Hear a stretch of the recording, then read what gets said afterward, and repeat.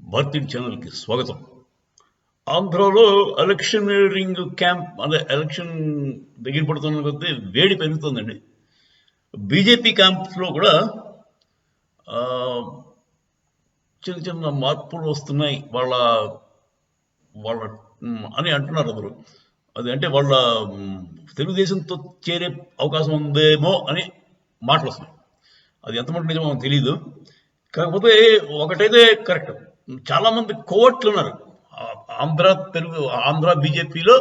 సగం మంది దాకా తెలుగుదేశం వాళ్ళే, తెలుగుదేశం నుంచి వెళ్ళిన కోవట్. మీకు తెలుసు కదా, సుజనా చౌదరి కానీ విష్ణుకుమార్ రాజు కానీ వీళ్ళందరూ కూడా బాబు గారు ఏజెంట్లే, వాడు పంపించినాడు.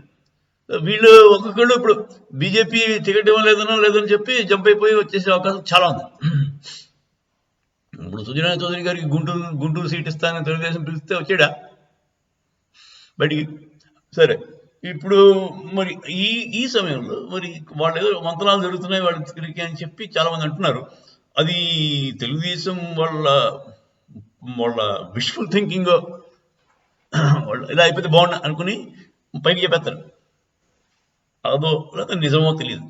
కాకపోతే నా అభిప్రాయం అయితే బీజేపీ షుడ్ గో అలోన్. ఇప్పుడు తెలుగుదేశం బీజేపీకి ఎప్పుడు పడదండి, వాళ్ళ సిద్ధాంతాలు వేరు. వాళ్ళంతా ముస్లిం అపీస్మెంట్ ఎక్కువ, హిందూ హేట్రెడ్ ఎక్కువ. బాబు గారికి హిందూ గుళ్ళు నెలాకొని కూడా వేయండి పుష్కరాల టైంలో. పాపం ఒక ఆంజనేయ స్వామిని మున్సిపాలిటీ ట్రక్లు వేసి తీసుకెళ్ళారు.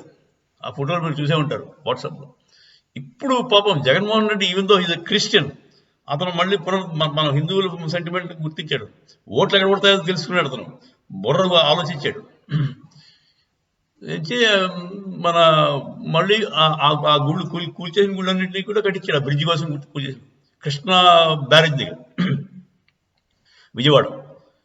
సో ఇది పక్కన పెట్టండి, మనకి జగన్ బెటరా బాబు బెటరా అనేది చెప్పడం ఎవరికి కష్టం. BJP should go alone. Reliability factor చూస్తే జగన్ బెటర్. వాడు చేస్తాడు, లేదంటే లేదు.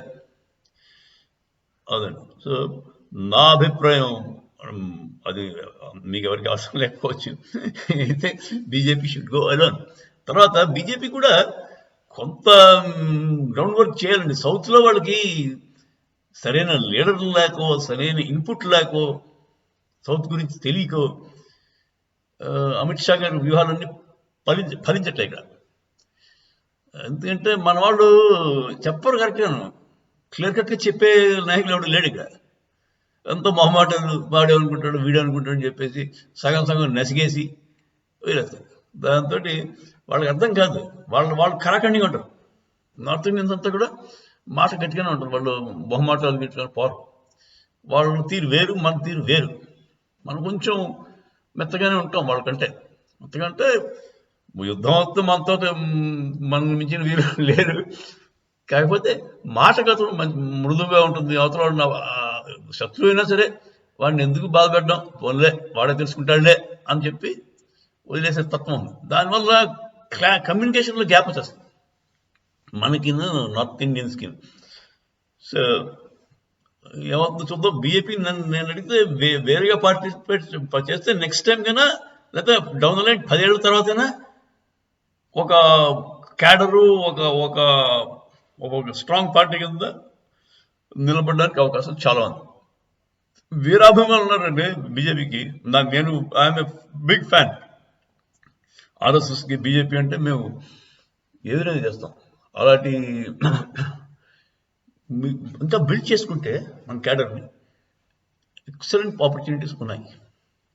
మీరంతా ఏమంటారో చెప్పండి కామెంట్ రూపంలో. లైక్ చేయండి, షేర్ చేయండి. జై హింద్.